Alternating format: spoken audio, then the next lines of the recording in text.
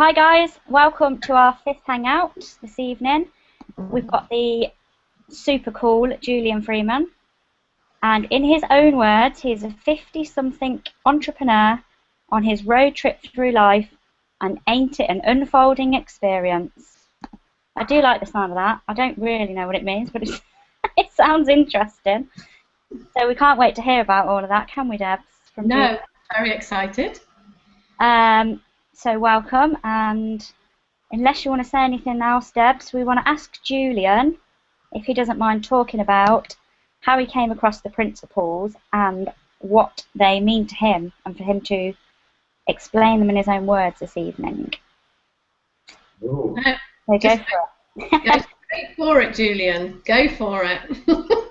Let's see what comes out. Yeah, first of all, thank you for inviting me, and second of all, did I do the politicians thing and answer the question that I wanted to answer? Anyway, what's the question first? but I tell you, oh yeah, that's a good question. But I tell you, there's something interesting that popped up for me as you were saying that thing about the road trip. And at the back of my book, Life Beyond Money, right at the back, there's an epilogue, and it's called 831, and it's about a trip that I took last July, on a motorbike with a bunch of guys, and there were 8 of us to start off with, and we literally just had a channel ticket one way into France from Dover to Calais, and then it was kind of, we had nothing planned, nothing planned. And the first night we stopped somewhere. Even that was funny because we had some sat-navs and they were taking us all over the place, and in the end we dumped the sat-navs and just went with our, we'll find our way roughly somewhere and then we'll stop. So we found our place and we were in there having a beer and having a laugh and looking at the weather for the forthcoming day, and there was a bunch of guys who in our group who really wanted to go to one particular area, the Black Forest, and when you looked at the weather forecast, it was rain, rain, rain, rain, rain. Well, when you're on a bike and you're on your week's holiday, do you really want to go and ride it in the rain? I don't think so. So the answer's no. even though they are the best roads in Europe, probably some of the best roads. And so these few guys were like really attached to, we are going to the Black Forest, and we're there going, no, it's just not going to, I don't want to ride. Why ride around in the rain? You can't enjoy riding around in the rain for 5 days. Well, so there's something about not following your wisdom, but following the plan, right? But don't we do that in life? I mean, that's what my book is all about. Many, many years of following the plan, and when you follow the plan, you don't see what's there for you. So I was watching the weather forecast, and I was going, look, if you look south, big sunny skies. Let's go south. And of course, you've got the Alps and the Riviera and all that kind of stuff. It's like, could be wonderful.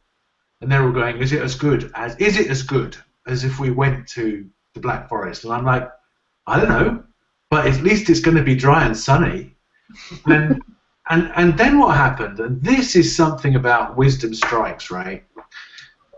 I realised I knew somebody who lived in the Alps. You probably know him. Is Anthony Davis and Kay Evans. Do you know of them? Yeah. Well, they live in the Alps, right? So I rang up Anthony and I said, if we come and see you, can you put us up? And he was like, yeah, no, I can get a chalet organised and a professional cook. And so he said, and the route you want to take is this one through the Jura Mountains. Well, I've never ridden the Jura Mountains. And it was a wonderful ride. And we got to Anthony's place and they looked after us royally and all. So this is a real key thing for me, is that when you're going with wisdom, when wisdom is arriving for you, things start to just drop into place without even trying. There's no plan, there's no hard work to do, because following the plan for me is like hard work. If we'd have followed our plan and we'd ridden around Germany, that would have been hard work, right? But we could have gone and said, yeah, we toured around Europe, it was good. But what we ended up doing was going down to the Alps and having something that was way beyond what we've been expecting. So to me, that's something about wisdom. But guess what happened? This is the reason why it's called It rain. No. No, of course, that wouldn't be the right story, surely. Come on, Luke. That one.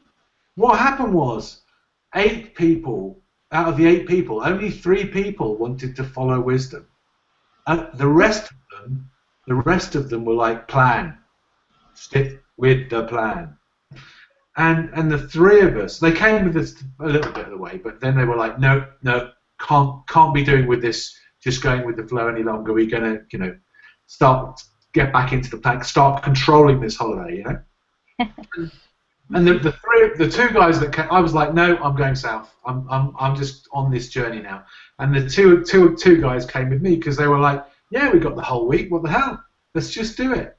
And we had the most tremendous trip round France. We pretty much did a lap of France, including the Millau Bridge, which is a wonderful thing to ride over on a motorcycle. It's just an amazing experience, and all kinds of other things that I never would have believed. And that's one of the great metaphors about a road. One of the reasons why a road trip is a great metaphor for life for me, because round every bend and every town and every coffee stop and every meal is unique. It's different. It's an adventure. The whole way, it's an adventure. And to me, that's what living from wisdom is about. If you come back to talk to me I remember Jamie Smart, who Deben knows well, being on the phone with me December 2011. He asked me the question, how could 2012 be an adventure for you? And I kind of pulled the phone away from my ear, and I kind of looked at it and kind of went, huh? Life isn't an adventure. It's just going to be another year of hard work, hard grind, stuff to achieve. I just didn't see life as an adventure. And to me, the biggest thing about the principles is, one of the biggest things, because there's a few of them, is that ability to, when you go with the flow, it all becomes an adventure. And that's amazing. And then what happened was, and this is the kind of real amazing thing about this trip, this story, is that I ended up on my own driving across the Samur Valley to get to my ferry on the way home, and I had first of all, I never ever would have thought I would travel solo. I always thought I needed people with me and all the rest of it. A bit like Lucy with her speaking thing. She'll do a hangout with us, but I won't do one on my own. Yeah. No. She will. That's real. No, but because that's what happened to me. It just became very natural that the 2 other guys that I was with, they peeled off because they wanted to go back via the tunnel, and I was going on to Com, and I ended up on my own, and I'm driving through the Samur Valley, and I'm lost, and I don't know what's and it doesn't matter to me. It's a sunny day. I don't know if you know about the Samur Valley, but there's all these kind of houses that are carved out of the side of the mountain as you drive along the road by the Loire River, and it's unbelievable. It's just like being in a fairy tale. And I just got lost with, I don't care that I'm lost. It didn't matter, because I was just so enjoying myself, and it was perfect. And then, to top it all, I broke down. This would have been, in previous times gone by, this would have been my worst nightmare, to be on my own, broken down in a foreign country, and I had a deadline to get to a ferry, because I'd booked the ticket by then, and I just laughed. It didn't matter. Fortunately, I got to the ferry terminal. In fact, that was even funnier, because I got to the ferry terminal, and the ferry was still there, but they'd closed all the shutters down, and the blokes were going, I can get on that ferry. This is me trying to get in control again. I can get on that ferry, and they're going, no, the procedures have been done, we've closed. And I went back to the terminal, and the guy went, "Oh, I booked you on the tomorrow morning's one." And then I just went, "What the hell? It's just another night in France. Big deal." And I just enjoyed that. It was a balmy, sunny summer's night in northern France, and I just enjoyed it. And to me, that was, that's a hugely different way of living than I was before. So I kind of squeezed it into the back of the book, and I don't think a lot of people read it, because you get to the end of the book, it's the first end of the book, and then I have a whole bit of resources about Sid Banks audios you can get and all those kind of things, sites that you can go visit and to get more understanding about the principles, etc. Because my book really is about my journey towards the principles. But I felt I had to stick it in, so I don't think people get past that resources thing to get to that 831 story. But that's why it'd be great to have mentioned it right now, so that a few people, as they watch this Hangout now and in the future, will go, "Oh, okay, let's go flick back in the book." By the way, the book is called Life Beyond Money, and it's on Amazon. But flick back in the book and find 831 and read it, because it's worth a read. Most people remember the Pamplona Bulls thing, which I suppose, and I don't know why I don't remember it in the same light, but there you go. So, what does the principles? How did I come to the principles? Well, I came to the principles through Jamie Smart. In fact, I came to the principles through my mum. Am I doing too much of the talking, folks? Do you want to? No. Fine. No, Lucy loves it. The more talking you do, the better. Then she says, "I'm quiet for a bit." Yeah. I can be silent for a bit. Yeah. We jump in when we want to, don't you worry. Actually, the real reason why I found the principles was that in 2010, my mum died. And sometimes in those places, there's a real moment of stillness and power. There's a real access to mind, what I think of now as mind, what we think of now as mind. Some of those last conversations you have with people you love like that are the most connected, energizing, meaningful time. And so, and that was a kind of point for me. I mean, it was even before that. When my mum was diagnosed with cancer, it was like, either I'm going to be running my successful business, or I'm going to be looking after my mum. Which is it? And kind of, that's was my first real experience of what I would call wisdom, because it was a no-brainer. There wasn't any decision to make. It's like, I'm going to go and spend that time with my mum, and it was just the most wonderful period of time. I mean, I wouldn't wish those set of circumstances on anybody, really. But having, said that, it was my chance to, she looked after us completely unconditionally for 48 years, and now it was our chance to look after her. So I did it with love and with complete gratitude and willingness, and after she died, so that was a big turning point for me. There's more to life than what I was doing, which I think is essentially where the title of the book comes from, Life Beyond Money. And so my mum showed me that, and then I went and found Jamie Smart, and he was talking about simple things like a cloudy mind with his snow globe. When you let the snow globe settle, you get clarity. And he was talking about listening and just experiencing people being listened to, or listening to somebody, was massive too. And so I dived into the three principles, and within 3 months I realized that I'd been spending all my life, or a lot of my life, planning, deciding the direction I was going to go in my life, following other people's footsteps, all those kind of things, because they were successful and the plans were successful for me. But at the same time, what I got with, I always remember there's a lovely Sid Banks, it was Long Beach Lectures, where he talks to a guy and he asks him whether he likes his life, and then his follow-up question is, do you like the the fear, anger, and stress and frustration that comes along with that life?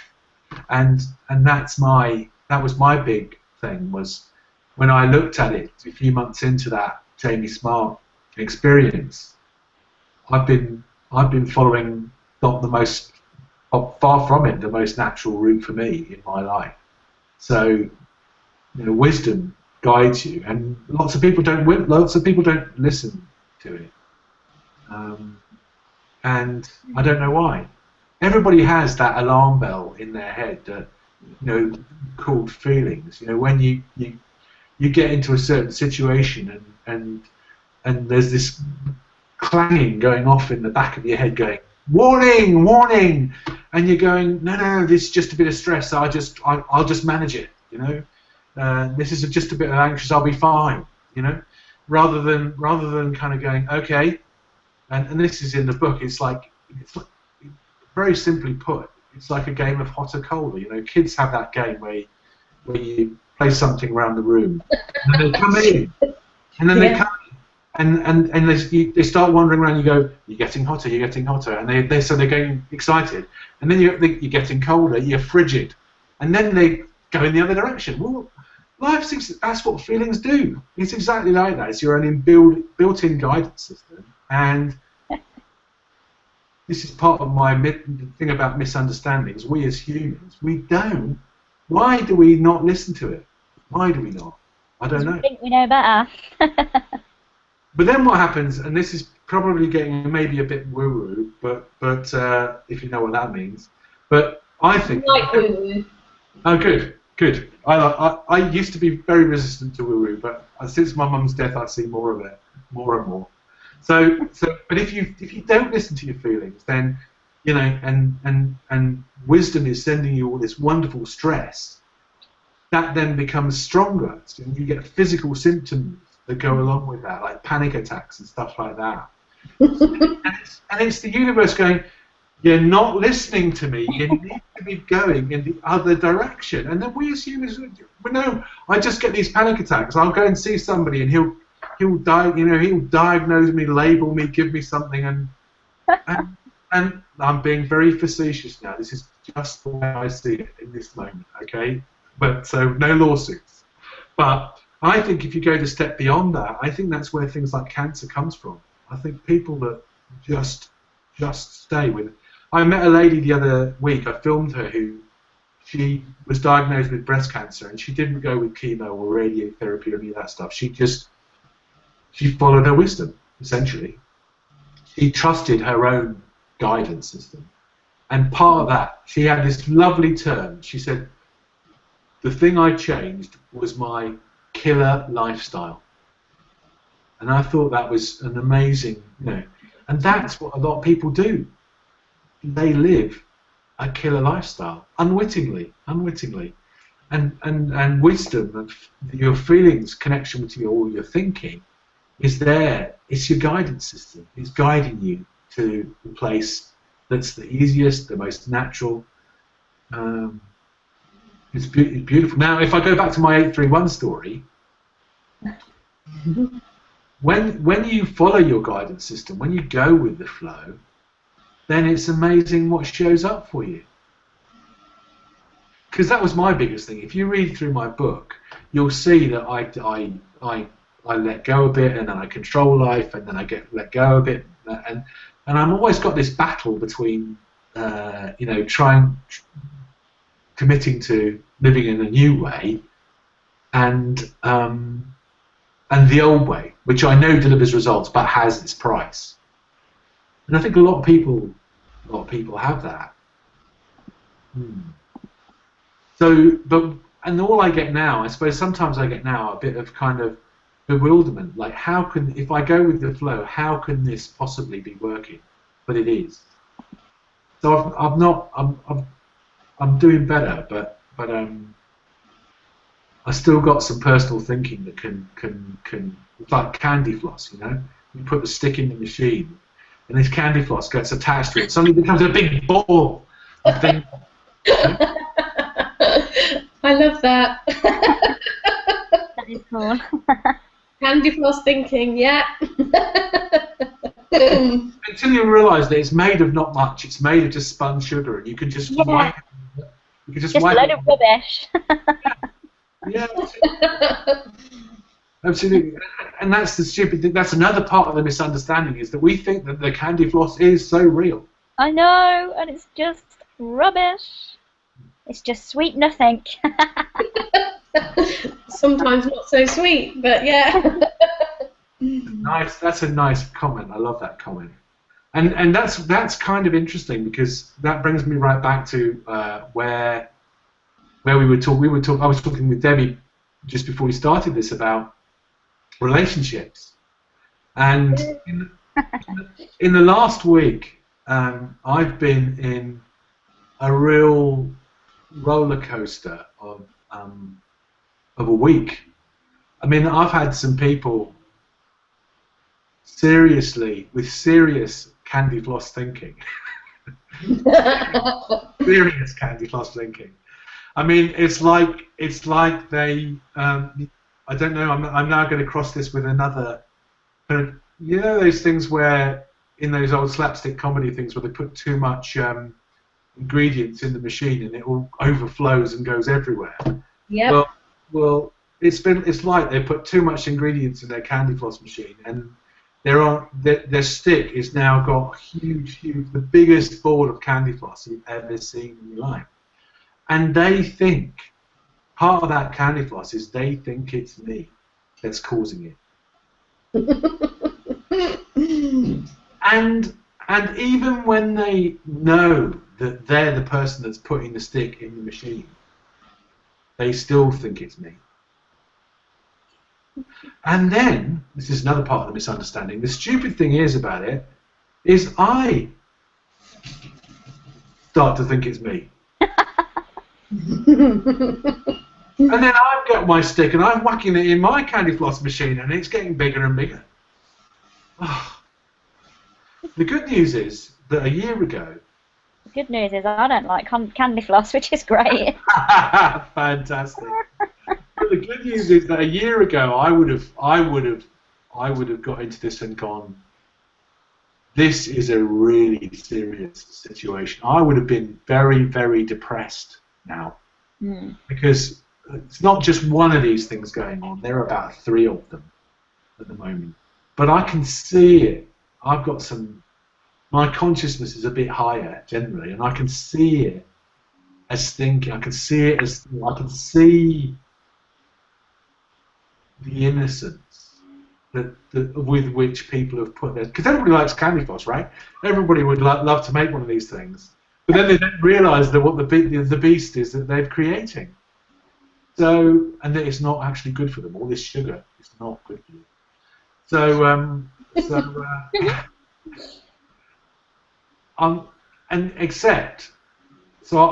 I had this separation, except in one instance where I'm not separated from it at all, and I've got dragged into that one big style. Now I can still see that I'm dragged into it, but it is my reality at the moment. At which point Deb needs to chime in here, because she said something really good about relationships that I think you should repeat to the audience, Deb. What did you say, Deb? I don't know. What did I say?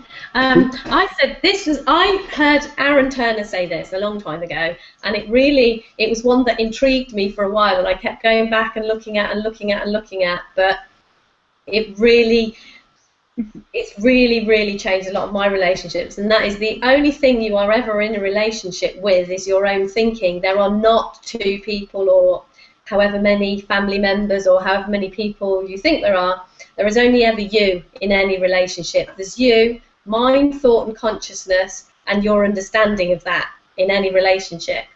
And the more, for me personally, I know the more when I'm in a situation with any relationships, the more that I am looking at the candy floss, looking at what's been created, this lovely ball of pink, gooey sugar, the more I'm in that and looking at that, the more lost I get. So what I like to try and do when, you know, when I can get that far, is to actually, instead of looking at what's been created, instead of looking at all the candy floss and trying to untangle that and trying to, you know, work out where all the candy floss came from, is to actually look back at what is creating, take it away from what's been created and look back at what is creating, and bring it back to the fact that the only thing you are in a relationship with at all ever is mind, thought and consciousness, your own thinking and your level of understanding of that. What do you reckon, Lucy? Yeah, whatever Deb says. I mean, yeah. We did, when we did our retreat weekend, we watched that clip, didn't we, of Aaron Turner? Yeah, we did. About that, and he says, doesn't he, it doesn't take two to tango, it just takes one, which is you, with your thinking, as Deb just said, and it's so true. There is nobody else. There can't be somebody else there unless you think them up, you know, so how can there ever be anything apart from the relationship that you've got with your thinking about that person? So it rings completely true for me. It makes complete sense. Can I ask you this is the one that gets me, right?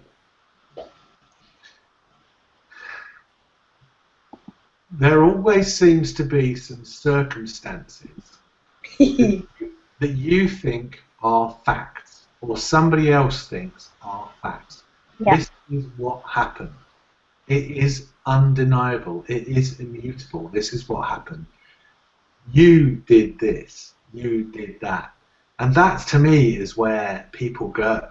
Is where people get stuck. I get stuck. Yeah. Mm.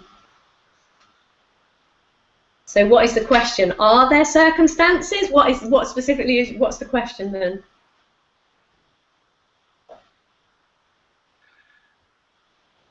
I suppose the key point then becomes when you see those facts, when you get caught in those facts, those circumstances that you think are real, how do you even get an inkling that this is just thought, that this is just the way I'm perceiving it in this? Because you go, no, it's a fact. It happened. You did this. Do you see what I mean? I suppose. Go on. I was going to say, I think for me personally, when that happens, more often than not now, I even sit with the fact that, okay, this looks like it's a fact to me, but I'm so open that there's got to be another way to see this, because there's always another way to see things, because otherwise we'd all see it the same way. So then I just sit with it and see what comes up, and sometimes things come up and sometimes they don't. Or then I ask Deb. And she comes up with an answer. But no, like seriously, it is just a case of I'm just so much more open now to the fact that, well, there's nothing true apart from the principles that are creating. Over and above the principles, we've created it. So it cannot be fact. It is just a creation. The only facts are what are creating. And that looks just so strong and real to me that anything above that is just always up for grabs, up for exploring and up for questioning. That's the way I see it. But then there must be so much hidden thinking that we don't even realise, and we're just taking it as fact, and it's just going so quickly we don't even see that. You know, so that's how it looks to me. So I guess that where I get into that with somebody else is I really want. See, I can see that I've got my hand on the candy floss machine or the stick. Mm. But I'm still. It's like, why the hell am I putting the stick in the machine and growing the candy floss? Because I don't need to be doing it. But I'm still doing it. So I can get that level of awareness, and then I'm there, kind of going, why? How could I give somebody else the insight? How could I get them to see that this is just candy floss? And I can't. They need to see it. They only see it themselves. Mm. The thing that keeps on happening for me again and again like that, because I mean, for me, it was my family and my close family, like my children. I absolutely, you know, could see them with their sticks in their candy floss and making the hugest, what looked to me like a mess of candy floss everywhere, and getting into, you know, and I started to see the principles, and I kind of went through that. I have to save the world, and, you know, the first people that I have to save are my children, and whether they want to know the principles or not, I'm going to force them to see this, and I'm going to force them to, you know, have this better life, and blah, blah, blah, what have you. And what, again, just keeps showing up for me and keeps making sense to me is, because this is only us, because the only thing you are in a relationship with is your own thinking. You said something earlier, be the change you want to be in the world. The only thing that you have is yourself, and to sort yourself out, and to keep bringing this back to yourself, and to keep seeing the principles more deeply, and seeing it and being, you know, being that change that you want to see. It does often look as if other people, you can view other people from two ways, from it, well, probably lots more than two ways, but to me it looks like there were two ways that I could view. Either they needed me to fix them or to help them, or even as I saw that they didn't need fixing, it still kept looking to me like, you know, I needed to teach them the principles, or they needed to see the principles. And the further down this line that I go, the more that I see the only person who is anything to do with me is me. The only person that I can do anything with in that. But what tends to happen, a kind of just a byproduct of the more you understand the principles, is the people around you, as you said earlier, osmosis or whatever it is, people around you. And I still haven't quite got it down. Do the people around me change because I see them differently? Were they always perfect and I just didn't see their perfection?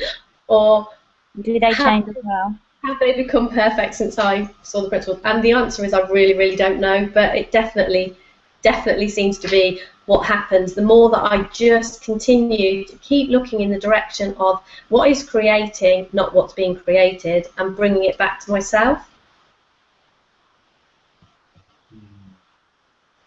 I had two. That's quite interesting because I've had two fantastic insights out of this roller coaster ride of the last week, and one of them was, for me, I'm going to use the L word now. For me, love is all there is. Yeah. When people. Sometimes people mistake their thinking for wisdom. You know, they have an idea, but it's an idea born of that insecure thinking.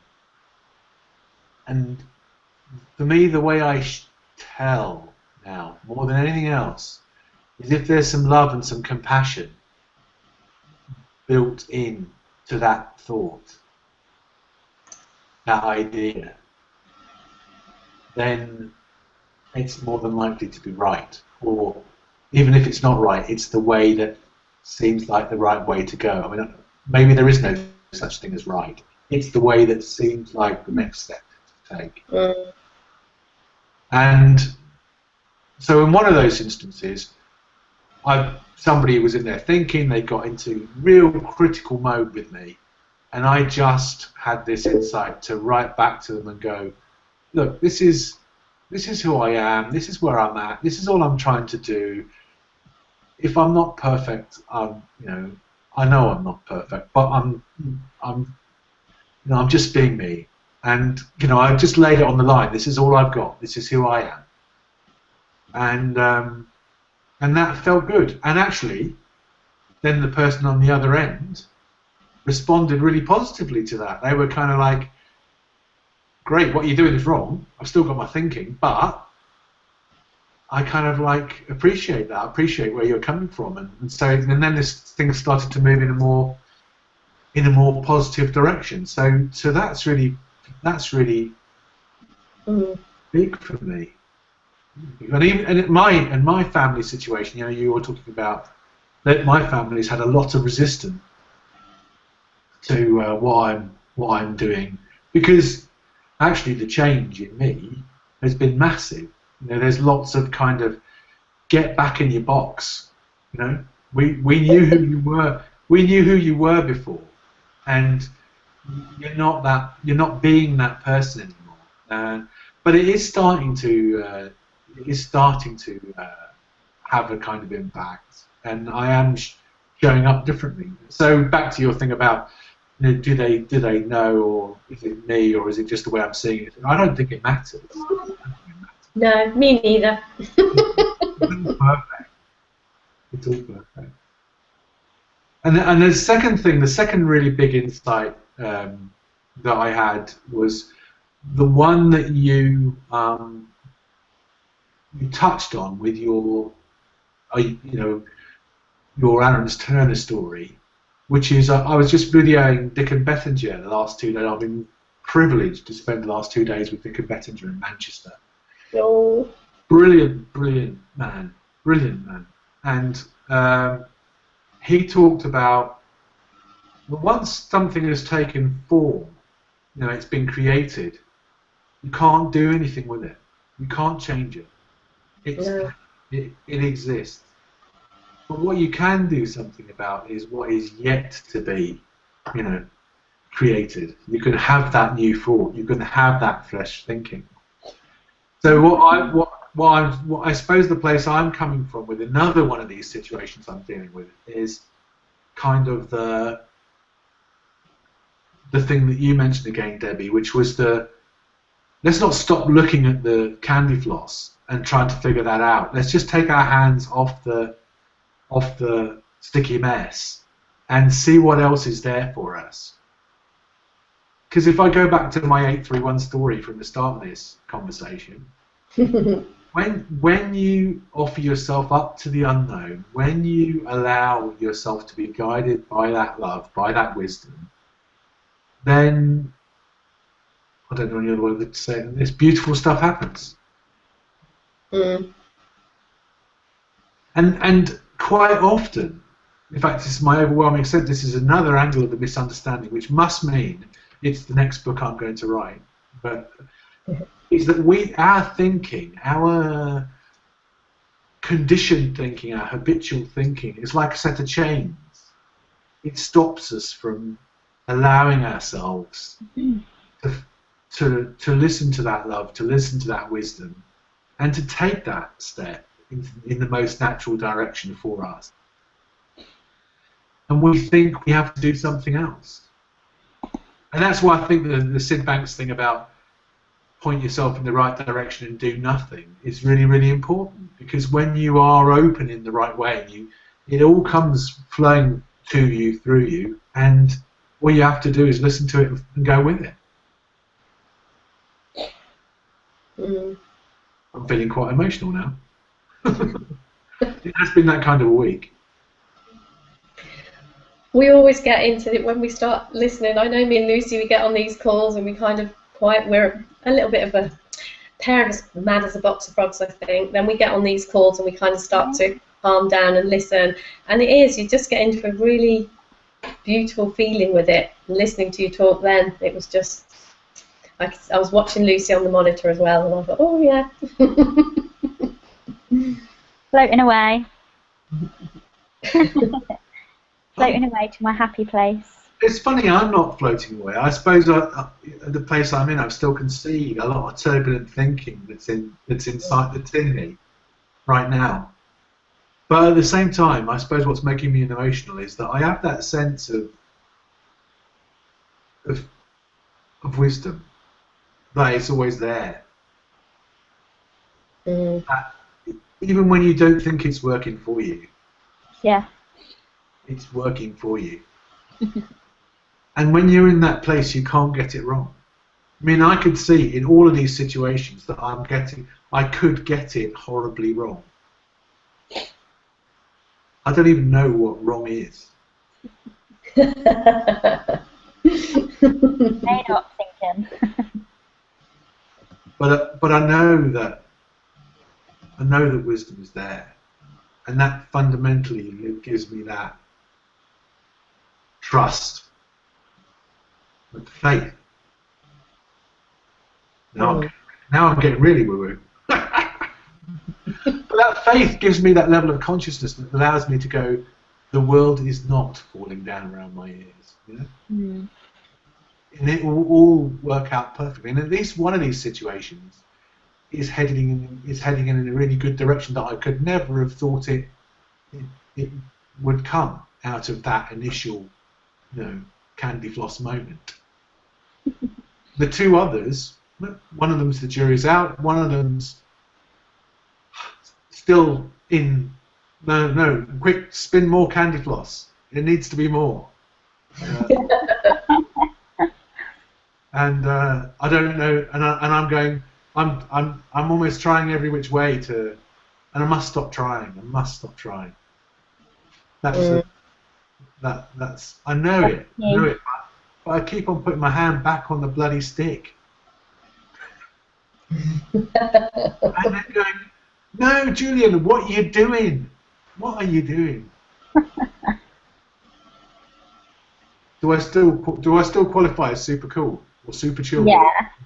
Oh. Super cool with candy floss now. I don't even. Yeah, fantastic. Popping candy. Can I change it to popping candy? I rather like popping candy. but I don't know where I get that from. That's an interesting one. This is a bit of thinking. So where's when you mentioned that, somebody else said I was rather smooth, and I'm like going, what? I don't ever. True then. Huh? It must be true then. I don't ever consider myself. I'm probably. I'll mind you, there are other people who call me other things. But I don't see myself in that way at all. So it's weird. Yeah, I get called cool sometimes, and I can see where they're coming from. You are totally cool, Lucy. I know. I think so too. It must be right then, Luce, because two of us have said it. There you go. It must be true. It must be true. But I've got another one that came to me today because one of the things I always do after going to one of these events. I got really excited first thing because I came. This to do with the competitors is hilarious because the room that they had a bus route, a big bus route going on outside of it, and I was doing the filming. I'm going every time a bus passes, I'm going, oh, the noise on the soundtrack's going to be awful. How are we going to, how's that going to come out in the video? So this morning, the first thing I did was to put the video up and went, see how bad this sound was, and it was like, it's okay, it's going to be fine. I thought we could deal with it anyway, but anyway, so I did that. But the thing I do after that is I give myself I did half a day off in this case. I give myself the day off because I find that often after these events you need to slow down and give yourself a bit of space. Mm. Yeah. Just to let it all settle, because it's back to what Lucy was saying about off times when you just need to let it. Yeah, you need to let it settle in. So, and there's lots of thoughts that you have that you don't even know that you're, having the new thought about, having the insight. Very ordinary insights, but you shared some stuff. And I went to I go and do some gardening, volunteer gardening, a lovely garden near me in Helmsley called the Walled Garden. And I was listening to some music on my headphones. And I found the misunderstanding again because I was listening to some music, and if you listen to the music, in the whole, you get a lovely feeling. But if you listen to the words, especially love songs, and this was relevant to me today because of my relationships, all the relationships that I've been talking about with all the different people that I've been having a good time in the last week. The love songs always make it about the other person. You make me this. You make me that. All that's always outside in. So I'm going. Yeah. To me, the essence of the principles is, you talked about sort of getting into a feeling, a beautiful feeling. Mm. That's the essence of the principles. Everything I've told you, everything I've written, everything I do, the content means nothing. Everything I tried to explain doesn't explain anything.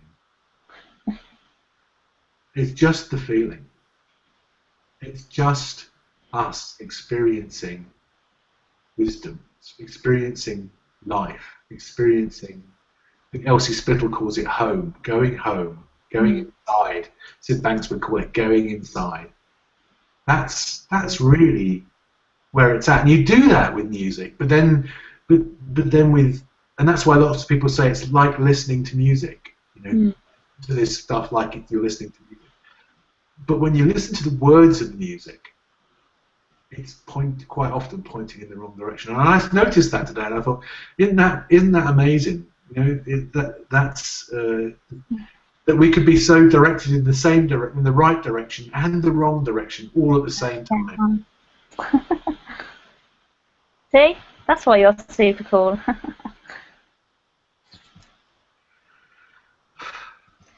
What occurred to me when you were saying that is I think that exactly the same thing happens like when we, like us now, innocently, we're talking and we're using words, and it is definitely like it's that, if you're just listening to music, I think the point of the music is, they say you just get into the flow with it and you're not actually, stopping to listen to the words. And when you do listen to the words, it is definitely pointing in the wrong direction. And the same things with the principles, really. If you kind of just listening to the, I don't know, the hum, the noise, whatever it is, the music behind the words, it's absolutely in the right direction. But even words, as soon as we say a word, they've then come into creation, haven't they? They've been created, and we're trying to point people towards this formless wisdom. And as soon as we've spoken a word, it's no longer formless. It's become something. And we've then it's the wrong direction.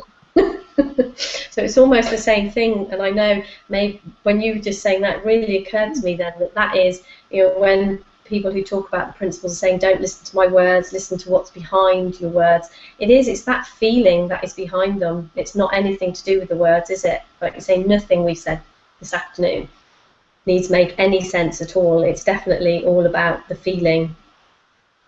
And again, going back to the whole thing, where does the feeling come from? One of the things we do is we search for that feeling, and we search for the feeling outside of ourselves. We search for it we blame other people when we haven't got it, and we're trying to get other people to give it to us. And that's where it's not about other people at all, because the only place that feeling is within ourselves, and the only place it's worth searching for it is within ourselves, because that's the only place you're ever going to find it. But it really, the whole outside-in thing, the whole circumstances, the whole relationships, the whole other people, the whole candy floss, it looks very, very compelling that both the bad feelings we get into and the good feelings we get into come from something outside of us. All part of the illusion. But it seems so real. Yeah. Yeah. Oh, yeah. Yeah. Well, if it didn't, it would just be too easy, wouldn't it? If it was kind of, if the illusion wasn't as good as it is, it would just be too easy. We wouldn't be having this discussion, because it would just be like, oh yeah, we can see where that is. Nobody would get lost in the illusion, would they? I'm lost. No, I know what you mean. The thing that gets the thing that gets me about that, and this is maybe a little bit intellectual, but it kind of occurs to me. Do you remember this guy Steve Sutton? Yeah. His funeral was on Friday, last Friday. He laid in state for 2 days in Lichfield. I'm not so worried about that. I mean, I think there was how old was he? 19. 19, I think, yeah. And he'd had cancer, he'd had so many operations and so much chemo and all the rest of it. And in the end, his last few weeks, etc., they put out this appeal, and then he started to make the appeal started to gather momentum. They got loads of money donated towards cancer charities, and he was like, "This is a great reason to be alive because I'm creating all this money for a good cause."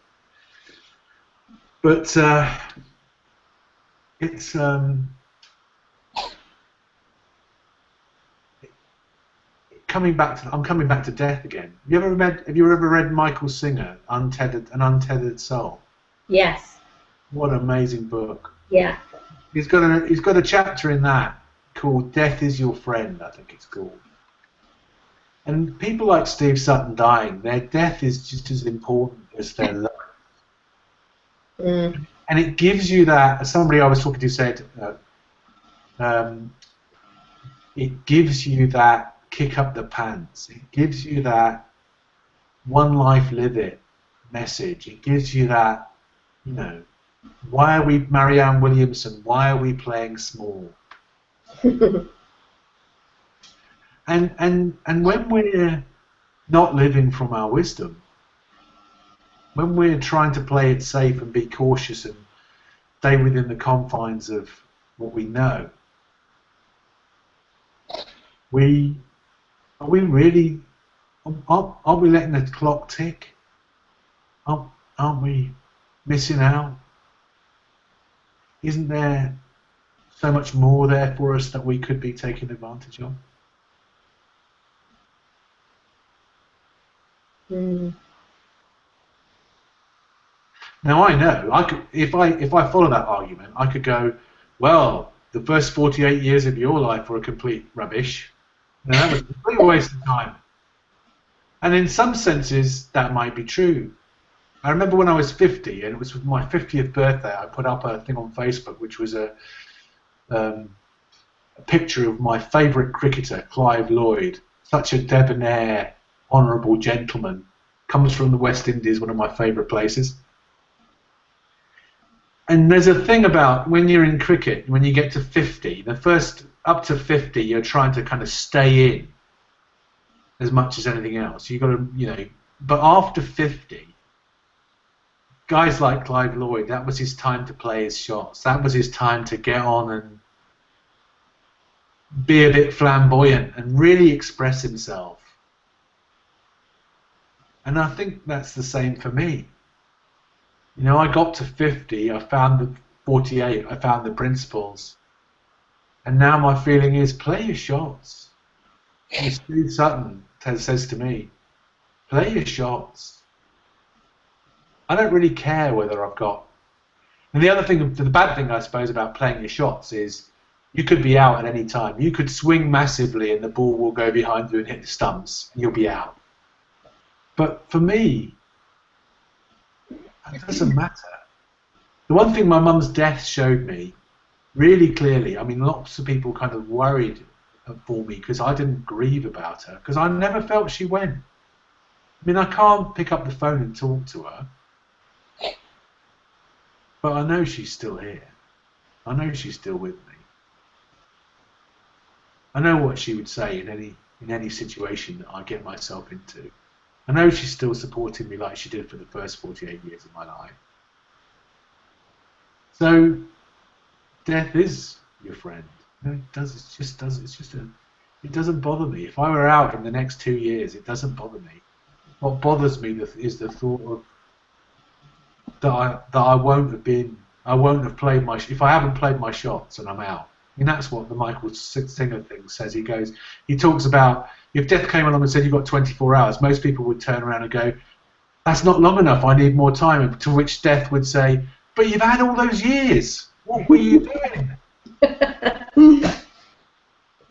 I'm probably a long way from the three principles now as a discussion, but if I wind it back to my 831, if you're prepared to go with wisdom, if you're prepared to open up your life and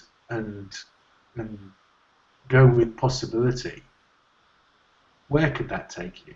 What wonderful places could that take you?